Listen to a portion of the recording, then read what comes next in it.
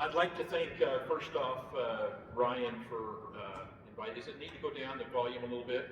Feels like I'm real loud. Is it good? Just fine! I love that from the left field out there. That's great. I'd like to thank Ryan for inviting me to come talk with you tonight, and Jerry. I have to tell you something. I'm overwhelmed with the attendance at a mineral collecting meeting, having served as president of Mineral Collectors of Utah up in Salt Lake City. This was something we could only ever have dreamed about. I think the most I ever had at a meeting was like 40 people. So let's give you guys a hand.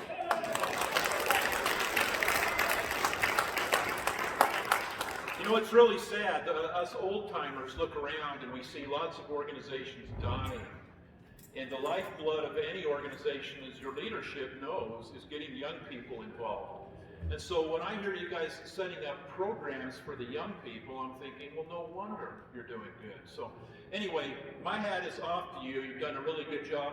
I feel honored that you would have me come speak to your group tonight. I'm going to share my adventures. This is just one man's story. I'm going to focus on Utah. I've collected all over the United States, but I'm going to focus on our state here because I believe it's one of the best places on earth to live if you are a mineral and rock collector. Let's hear it for that. Okay, my story starts with two things that happened that were seminal events in my life. And the very first one of those was a basket of polished rocks in a gift shop in Ponds Lodge in Island Park, Idaho. Anybody relating to that? Polished rocks? My family, we were not a family of great means, and so our family vacation every year was going for about 2.5 days or 3 days up to Island Park to go fishing. That's what my family enjoyed doing, was fishing. So I'll never forget the first time I walked into that gift shop, and I was looking around and I could smell the things made out of cedar, you know, the little stagecoaches and the jewelry boxes, and I walked around, and then I spotted this Native American basket full of polished rocks. And guess what my hand did immediately? What it's doing right now. How many of you can relate to that one, right? And I was mesmerized. And the little sign said, you know, 3 rocks for how much. And I had saved my money from working for a farmer, and so I took my time and chose my little rocks. Well, it wasn't too much longer after that. I was back to school, and I was walking to school, and I noticed that a new family had moved into a house on the way to school. And this guy happened to be a rock collector. And so he had built this great, big, beautiful rock garden around the perimeter of his home. And so every day my friends are yelling, "Hurry up, Mark, we're going to be late for school." And I'm slowing along there looking at all the new geodes and the petrified logs and everything. Well, one day this gentleman who owned this place, he had been watching me, and he walks out. He said, "You like the rocks, son?" I said, "Sir, you have such a beautiful garden." He says, "Why don't you wait here for a second?" He went back to his garage, and he came out with this. This is the exact piece of wonderstone. He said, "Why don't you take this and start your own rock collection?"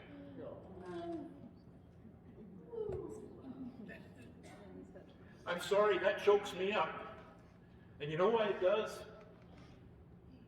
That one act of kindness, one human being to another, started my lifelong love for the mineral kingdom. In a lifetime of joy, sharing with my friends and my family, all because of one wise man getting it, encouraging a young boy in a new hobby. Well, things really took off from there, and the next really, I think, seminal thing that happened to me is I was in a bookstore one day, and I came across this book. Do any of you have this book, or have any of you seen this book? It was out in the 70s, 1970s. And what I did is I picked it up and I started going through it, and it was a woman from Texas who had written it. She goes all over the United States and looks at the places to collect minerals. Well, I picked it up and I started just checking out some of the places. Not real serious until I got married. But during that time, I came across many, many more guides, and I started adding them to my collection. And I got really excited about going out and collecting, and I got married, and I found out my wife shared my wanderlust. She loves to explore, and she loves to experience new things. And so we started going out rock collecting. And I think it's really funny, one of the announcements was made. Here's the first place I took my wife.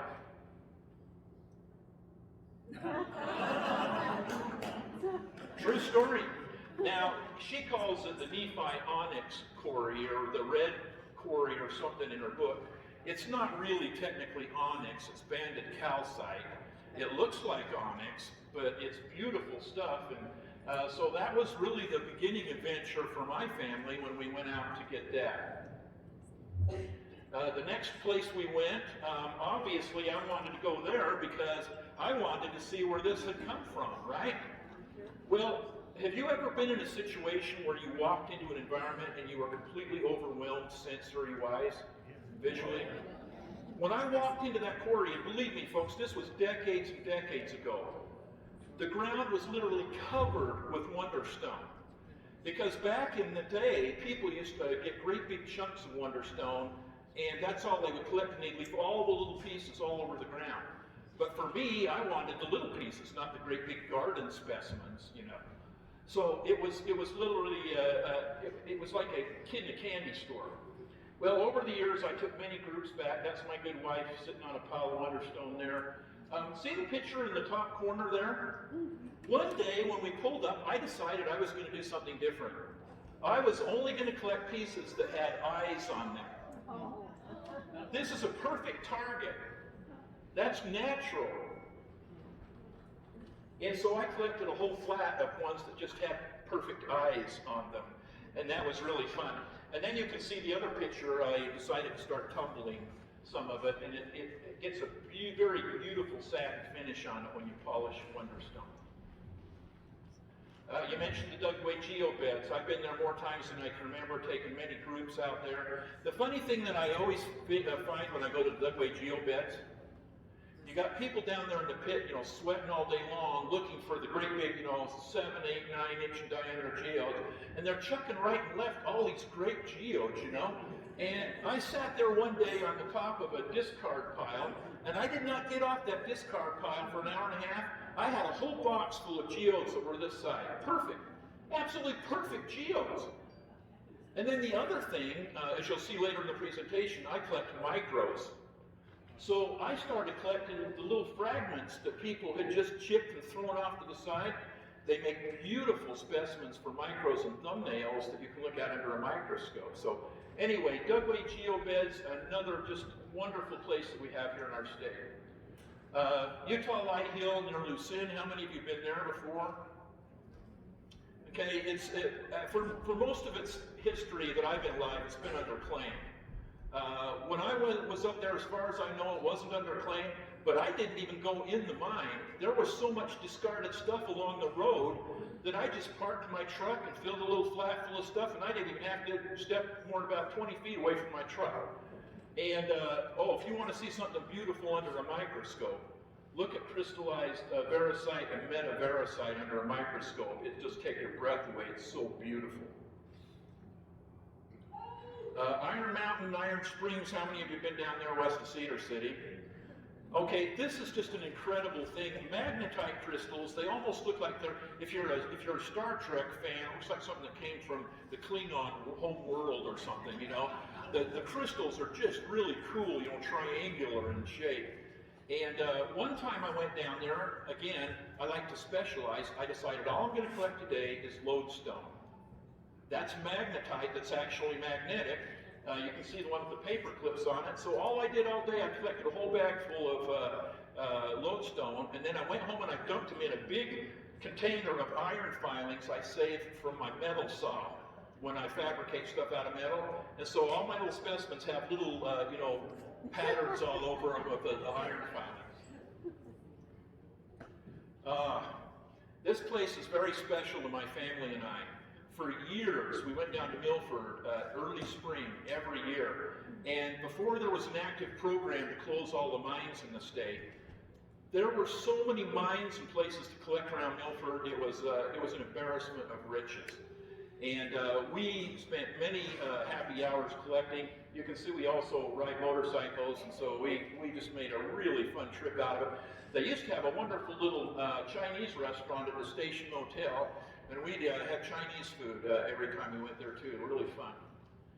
Here's one of the places near Milford, northeast of Milford, the famous bacon Opal Quarry, where you can collect that. It's very, very pretty stuff, maroon and kind of a white cream color opal, just really pretty stuff. West Spring, one of two places in Utah where you can actually find the rare iron borate called ludwigite, and its oxidation product called sabelliite. And so that's down in the Milford area as well.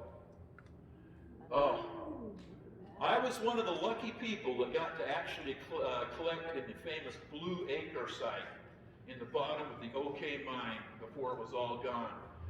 You can see me poking out my little hole. This was way in the east corner of the OK pit underground, and the walls and ceiling are covered with huge bugs of azurite and malachite. You walk in there and it sensory again takes your breath away. That nature's beauty is just so garishly on display.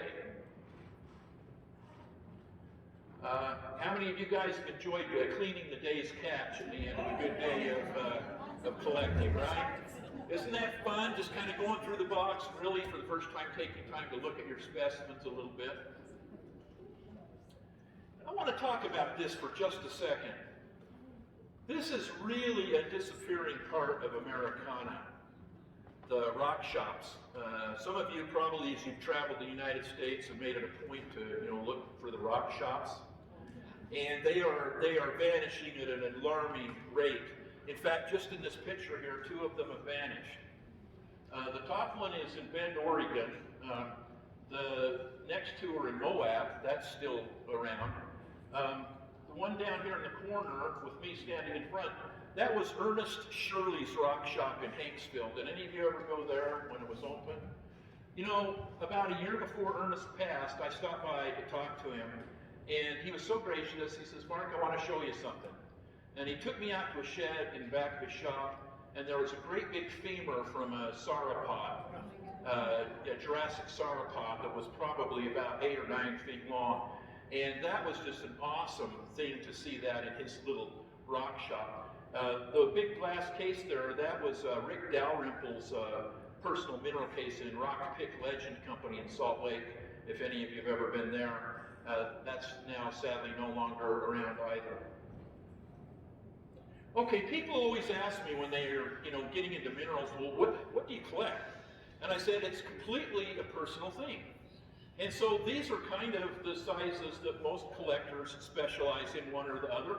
Starting on the left, that's a micro mount. Next to that is a thumbnail specimen. Next to that is a hand specimen. And the next two are what we would call cabinet specimens, and there's one missing. It's the garden specimen.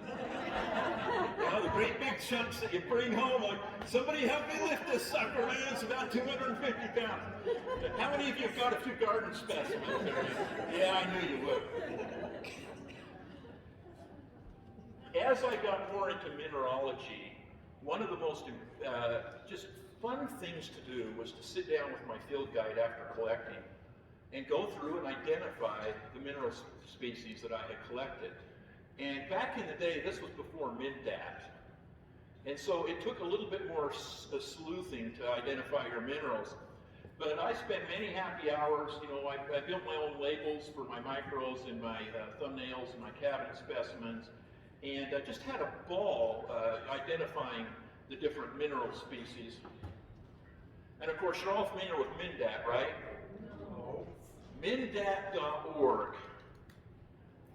You never need to buy a field guide again in your life. It's powered by users like you and me who upload their pictures and their data from the places they've collected. I bet you can't find a mine here in Utah that has all the mineralogy, the history, the chemistry, the pictures of the site, pictures of the mineral specimens. I mean, these have almost become obsolete. Mindat.org. Hey, you know, Jerry, I probably should have told them they'll probably miss the meeting next month. They'll be on mindat.org. You know, you didn't be here. Here's one of my drawers. By the way, people say, where'd you get those drawers? I had a friend who worked for an engineering and architectural firm, and he came to me one day and said, we're getting rid of all of our cabinets where we used to store our blueprints. Could you use these for anything? Do you see my smile? Can I use them for anything? He says, well, can you just give me something for them? I got them for like a song and a dance. I've got like about 30 of those flat file drawers for my mineral. So lucky me, right? Once in a while you're lucky in life. Here are two displays in my living room. One is a septarian nodule. Kind of a funny little story. We went down to Orderville to collect septarians, and we stopped in at the rock shop. And we talked to the proprietor, and he says, you know, I really appreciate your honesty. Coming in and asking if you can collect on my claim. He says, I want you to know that you have full reign. You can go collect anything you want on my claim because you asked. There's a message there, folks. Respect people's property rights. If somebody has something under claim, that's theirs by law. And if you want to collect on it, go ask them. Every time I've ever asked, they have allowed me to collect. I've never been turned down. Now, your experience might be different than mine, but I've never been turned down once yet. And so we went down and collected, and on the way back, we stopped off to show him. We were so excited. We wanted to show him what we collected. And he was just taking this off the fiber lap on the final polish. And I said, what the heck? He says, oh yeah, this is the first piece. I'm going to put the other piece on now. I said, what are you going to do with that? He says, for sale. I says, no, it isn't. And I says, how much do you want for it? What was it, $125 at the time? I didn't even care. It's like, here we go. And that is a beautiful example of one of those septarians from down there in that area. And then that's my main mineral cabinet in my living room. Here's just a close-up of some of the shells in there. Okay, here is my specialty. Every rock collector kind of creates a specialty, and mine are thumbnail specimens. They fit in 1.25 inches cube. And if you want to come up after, here are over 100 of my collection from mines here in Utah, different species. And I have probably 3,000 to 4,000 of these from all over the world, every continent on Earth. And it's just been a wonderful thing. Why do I collect thumbnails, people ask? Here are the reasons. Number one, I don't live in a big house, okay? Number two, they're big enough to see with the naked eye, but you can appreciate them even better under a loupe or a microscope, which I have and I enjoy immensely. And so I've chosen to specialize on thumbnail specimens. And your wife appreciates that. Yeah. She goes, oh, hon, are you sure you don't want to specialize in micro mounts? Okay, I discovered and joined Mineral Collectors of Utah and started collecting with new friends. This is where my interest really took off. Because Mineral Collectors of Utah had professional geologists and mineralogists in it that worked for Rio Tinto and stuff. And my knowledge of mineralogy just went up exponentially. Plus, I came across some very brave collecting friends who were willing to do the same stupid things that I was willing to do. Okay? Here are just, this is a smattering. The Ophir Hill mine, the Little Eva mine, the Parkle mine, the Blue Lizard mine, the Thallium Prospect, the Cactus Rat mine, the Four Metals mine. I mean, there's just a whole bunch of them there. But I want to show you some specific mining adventures. The first one that I went on with a member of MCU was Tacoma Hill. And this was one of the funnest collecting experiences I ever had. Tacoma Hill is on the Utah-Nevada border on the other side of the Great Salt Lake in Box Elder County. And it's the best place in Utah to collect wolfenite crystals, if any of you like wolfenite. And my friend Chuck and I camped over there and spent 2 days, and we didn't see another soul. We went in all the mines there and collected to our heart's content. You see the third specimen over from the right, that's auricalcite. And we went in the Henry Tunnel, and we found a great big huge bug in the ceiling just full of auricalcite. So Chuck and I took turns on the ladder up there knocking stuff out of the ceiling. We both had a whole flat. And I was so enamored with my flat, we're going out of the mine, and I was not watching where I was going. And I ran into one of the cross beams in the ceiling, and it almost knocked me out. I had my mining helmet on, but it threw me back. I dropped my flat, and the ceiling collapsed into my flat box. I sat there and I looked at it, and I wanted to weep. I really did, because I had world-class specimens of auricalcite. I learned 2 very important lessons that day.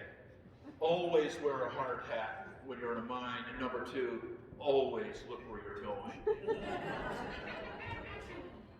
Kurt sounds pretty commonsensical, doesn't it? Another interesting thing happened at Tacoma Hill. There was a lot of very friable earth that had decomposed with iron oxides. And being an artist, I knew that historically artists had gone out and collected their own raw materials for paint pigments.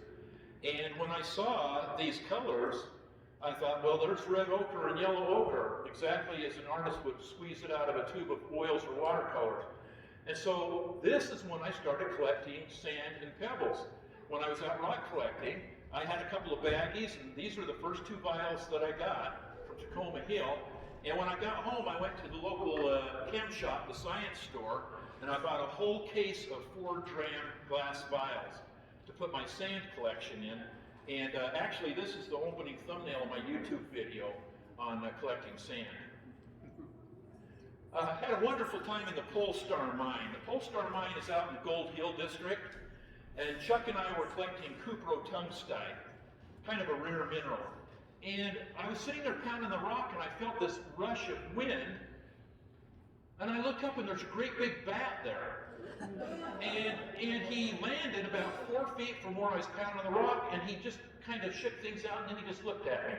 And I thought I was going to die laughing. I thought, so I said, well, how you doing there, sport? And he sat there and watched me the whole time I pounded my rock, and when I moved, he followed me. And no kidding, I had Chuck take a picture of me when we left the mine. See the bat in the picture right behind me? My little bat friend stayed with me for about an hour and a half. Never touched me. Just, I guess, wanted some company. Just never saw anybody. Very, very interesting. And speaking of bats, we were in another mine out in the West Desert collecting fluorite. I was with a group of people I didn't know. They had invited me to go because I'd been president of Mineral Collectors of Utah. The guy in front of me sees this bat hanging on the wall. And no lie, he walks up to the bat. Get you go. Rubbing it on the back, and that bat just sat there, and it turned to him and went, shh. And so this guy gets, lighten up, I'm just trying to be friendly. I thought I was going to wet myself. I mean, I was laughing so hard. I mean, that was just really funny. So. Okay, here is a mine where I did a really stupid thing. And you know, I'm going to be very serious with you guys here for a minute. The guy standing in front of you is actually fortunate to be alive. I have done so many absolutely stupid things. Going in mines that I should not have gone in. This one was partially collapsed when we were looking at the geology map that had been created. And the place to find the calcantite was in the very back of the mine. When we proceeded back there, we noticed it had been caved in, partially caved in. And there was a hole about this big that I could crawl through, went about 12 to 14 feet. And stupid me did it. When I got back in there and I got a whole flat of calcantite, I thought to myself, well, that's wonderful, but you have to go back out now. What if it caves in on you? I got out, and I did tell my wife about this for a long time. I used to joke with her, if I don't come home, just remember I was having fun when I went. She didn't think that was very particularly funny. But that was not a very smart thing to do, and I did it anyway. Well, that's what talcum-white looks like. It is pretty cool looking.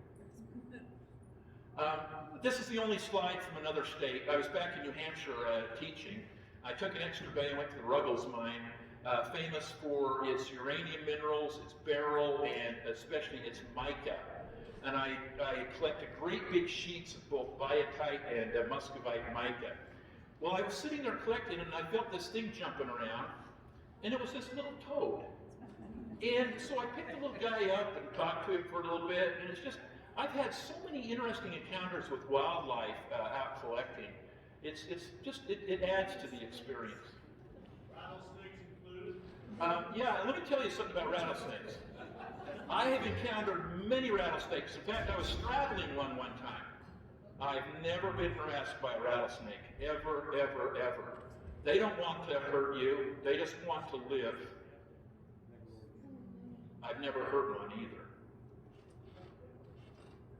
Okay, this was horrendous. Chuck and I, we decided to go collect in the Black Hat Mine. It's on the border of Utah and Colorado down in San Juan County. We wanted to collect a very beautiful vanadium mineral called postite, acicular yellow needles, just beautiful. We got caught in a horrendous snowstorm. It was Thanksgiving weekend as we were hiking up the canyon. Clear down in the canyon bottom, there's a little road there. We had to clear up this mine. I have never been so cold in my life. I was soaking wet for like 7 hours collecting in that cold mine, and it still makes me shiver. And it's very interesting. I've never even gone through the flat that I collected that day. It's still in my shed, as are hundreds of flats of places where I've been. I just haven't had time. My wife goes, "When are you going to go through those?" I say, "Hey, you know what? They're going to be there as long as I live. When I die, you can do whatever you want with them, but I can go collecting anytime I want out in my shed." Here is another really stupid thing I did. We got permission from the owner to go in the Rockwell mine out in the West Desert, and it goes down hundreds of feet straight down. And I think it goes down about 200, 250 feet, and then there's just a plank across the shaft, and then it goes down more. Well, we all went down that ladder, not tied off at all, missing some of the rungs. It's over 100 years old, and stupid us, we're one after another going down that into that mine. And I got down there and I looked up and realized how far down we'd gone down this old wood ladder, and I thought, what the heck are you doing, Mark? You are playing Russian roulette with your life. You are an idiot. Well, here's what makes it even more pathetic. The best specimen of the day was not found in the mine. It was found after, when we were sitting out having a soda on the mine dump. My friend found a chunk with wolfenite crystal in it. So, anyway, that wasn't a real smart day for Mark Swain. This was one of the best collecting trips I ever had. Shortly after the Boy Scout was lost in the hidden treasure mine, they sealed it. My friend Joe Marty, world famous as a mineral collector, I used to do a lot of collecting with him. He got permission to the person who owned the hidden treasure for he and I to go in. And so we had to shimmy around the rebar that they closed off the big shaft with, and I was kind of a little bit overweight, and it was really hard to get around the rebar. We hung a cable ladder down the shaft, and so he and I are going down this cable ladder. I'd never been down one before. I'm sitting there swinging back and forth, you know. We get down there. Anyway, we went down to like 900 foot level down that inclined shaft there. Joe goes, "Mark, I want to show you something." We get about halfway down. He says, let's go in this. The railroad tracks went off in this thing. And we're walking on the rails, and it drops down under the rails, you know. We're walking along here, and I shine my light, and the whole wall is filled with bugs of azurite crystals. I almost fell off the tracks because of another one of those sensory overloads that you can't believe there's actually that much mineralization in the area, you know. But here are some of the specimens that I collected. I couldn't take a whole lot out because I had to schlep them back up the ladder to get out of that mine, so I didn't go overboard. But beautiful minerals, aurichalcite, rosacite, smithsonite, some rare ones, niedermeyerite, let's see, what was the other one? Orthoserpierite, there on the second row, second one in. Just some beautiful minerals. This was a fun outing here. We went down north of Milford to collect snowflake obsidian, And once we collected that, we camped out. And so I wanted to share one of my other life passions with my friends and mineral collectors. So I got out my big 16-inch telescope. And I showed them, gave them a short tour of the universe with my telescope. So they got to introduce to another one of my life passions, which is astronomy. In fact, I'm speaking in 3 weeks at Salt Lake Astronomical Society's annual Slastro Fest. I'm the first speaker, and I'm speaking on all about telescopes. So the next day we went to Twin Peaks and we collected martite crystals, and that's simply hematite after magnetite. The crystal forms look the same as you can see out at Iron Springs, only the magnetite's been replaced chemically with hematite. An honor, my colleagues elected me president of Mineral Collectors of Utah 20 years ago this year. I served as president of Mineral Collectors of Utah, and that was an honor to be elected by my peers. I always consider that an honor. I want you to just read that and think about it a sec. Years ago, part of my work is I help people transition in their careers, do what they want to do with their life. I was part of a team that was hired to go out to Elko and teach a great big group of miners who had just been laid off from Barrick Gold how to write resumes and look for a job. I was teaching my class, and I noticed that about 20 minutes in, this guy in the front row looked absolutely terrified. So I called a break, and I waited till everybody left, and I said, sir, how are things going? And he almost started crying. He says, Mr. Swain, please don't call on me. Please don't call on me to read anything. He says, I can't read. I says, don't you worry another second. I said, I want you to participate, share your comments, just like everyone else, and I'll tell you a secret. When the class is over today, you and I kind of wait for everybody to leave, and then we will sit here and do your resume together. I didn't think anything of that. I show up the next day for day 2, and he's there early, and he has this box, and he gives it to me. And in that box were these 2 beautiful mineral specimens, some stibnite from the Independence Mine in Nevada, and this clear calcite chunk of crystals from the Meikle Mine, Barrick Mine. And I says, well, God, thank you for bringing those and showing them to me. And he says, they're for you. I says, you don't need to do that. And tears came down his face, and he said, well, you didn't need to stay last night and help me write my resume either. I have had some incredible experiences. Another time I was teaching a group of people who've been laid off from Rio Tinto. And on day 2, one of the geologists showed up with this dodecahedron from the Bingham Canyon mine. And he says, I want you to have this. I says, I can't take that. I've heard about that pocket you guys discovered. These are very rare. He says, I want you to have one, Mark, for your collection. So there's a real, they call them pyritohedrons, the pyrite taking a dodecahedral crystal form. But you know what I found in this world, my friends, is that people are good and decent. Don't listen to the news. The vast majority of people on planet Earth are good and decent. If you just give them a chance to be good and decent, right? Okay, a lot of the guys in Mineral Collectors of Utah got into micro mounting. And I got to tell you something. If you don't know this already, this is a little outdated. They print one of these every year. This is my 1999 copy of Flesher's Glossary of Mineral Species. And now I think there are over 8,000 to 9,000 species of minerals. The vast majority of these species can only be appreciated under a microscope. So I bought me a microscope and started getting into micro mounting. And, well, let me show you why it's so nice. Every little specimen is like a world unto itself. Now, many of these minerals you would never see with your naked eye like that because they never grow crystals big enough to see, only under a microscope. Just breathtakingly beautiful. And so, if you're if you have club gear, you ought to get a microscope from like Amscope. They're very cost effective, and my heavens, you could spend hours. Well, I had Ryan and Clarissa. How was that looking at micros? Did you guys enjoy that? It was incredible. Oh, yeah. I said, get out your cell phones. And they said, why? I said, because you're going to take pictures through my microscope of some of the micros. And so it's just a wonderful thing. Okay, people say, Mark, where's your favorite place to collect in Utah? And it's hands down, it was the Gold Hill area. It's called the Clifton Mining District. But before they reclaimed all the mines out there, you could collect an incredible number of species of minerals. The first thing I went out there to collect was cobaltite, a cobalt mineral, one of the only ones found in Utah, one of the only locations, the old U.S. mine. And it comes in a matrix of calcite, and the oxidation product is erythrite, a beautiful pink mineral. And I found it all over. I was lucky enough to collect when it was still, you could find it laying on the ground out there. And so here are some of the specimens.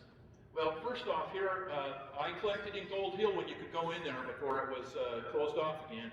And there's one of the shafts that goes down. I don't know how many hundred feet that goes down, but that was one of the main shafts. And Gold Hill is flooded at the lower levels now. But just a wonderful place to collect. Here are some of the specimens I collected over the years. You know, Cornwallite, hydroheterolite, adamite, arseniosiderite, molybdenite, just on and on. Just many different species from the mines around the Gold Hill district. Okay, I'd be remiss if I didn't share some things that I've learned during a lifetime of collecting with you. Play it safe, don't take foolish chances. No specimen is worth your life. I really am lucky to be here in front of you. I have taken so many stupid chances going in old mines that I can't even count them. And yet I'm living to talk about it.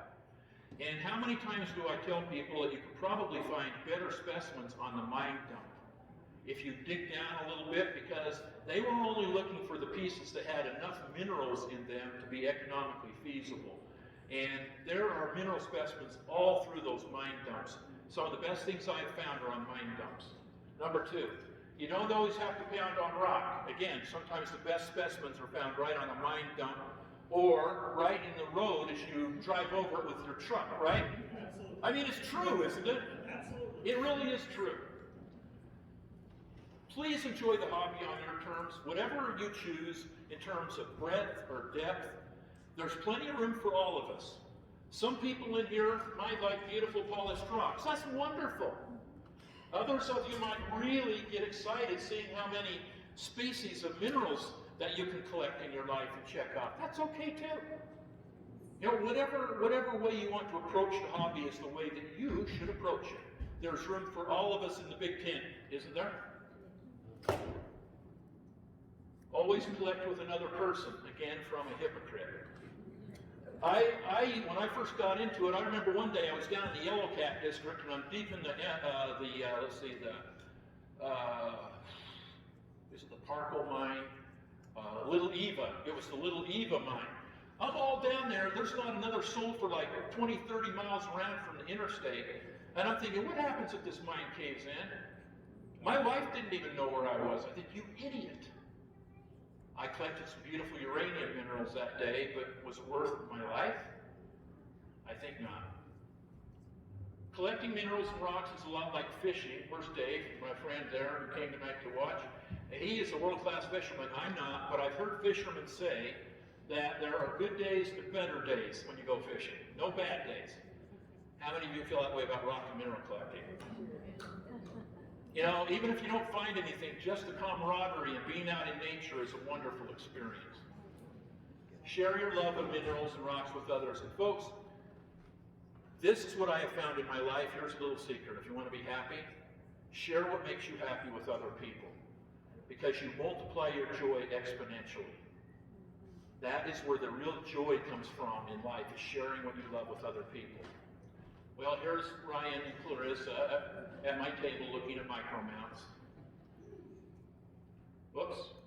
A lot of people love fluorescent minerals. Hey, if you want to do something really fun and you're out camping at a mining place, be careful, but take a fluorescent light up on the mine dump at night.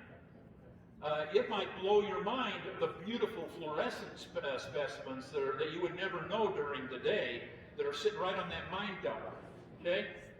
Radioactive minerals. Now, people freak out about this. You have to do a little bit of research, but you'd literally have to carry some of these specimens in your pocket for a year to worry about, getting sick. But some of you have never heard of Geiger counter, so here it goes.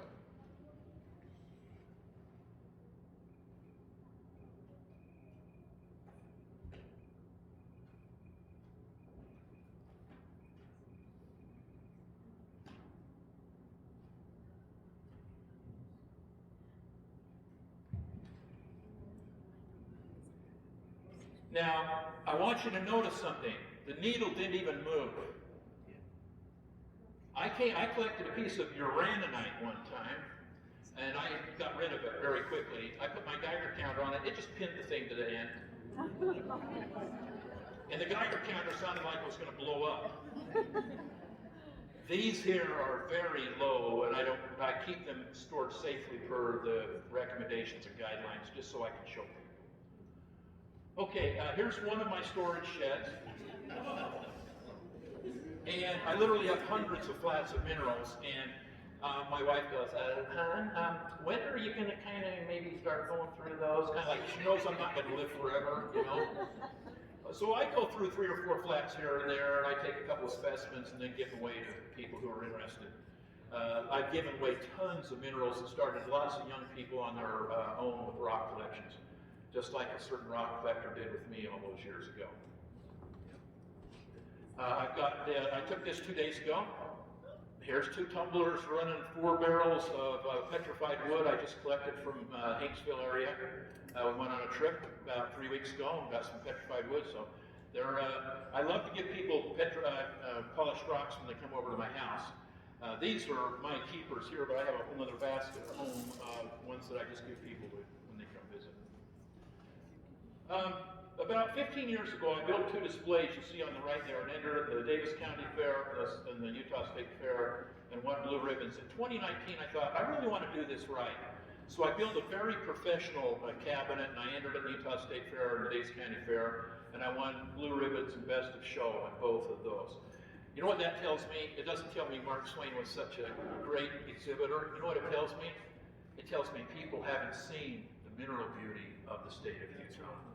And I think that they were so blown away when they looked at my display that, you know, they probably, you know, nature deserves the blue ribbons.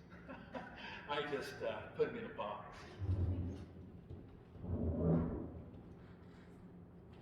Whoops. I made a few videos for my YouTube channel. My YouTube channel has all my interests on it. Here's some that I've made on minerals for my YouTube channel.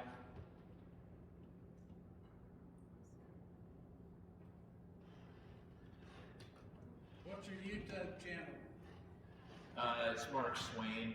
You can just look it up. But that picture on the left is my box, my little flat I was collecting on the mine dump with the Clarissa mine down by Eureka. That's me in the 8-foot adit in Gold Hill before they sealed it off. I was collecting copper-bearing adamite. And here I am walking around in Kelly's Hole out in the Dugway range. So anyway, it's hard to beat a day out in the sun enjoying nature and collecting minerals. Thank you so much. It's been great.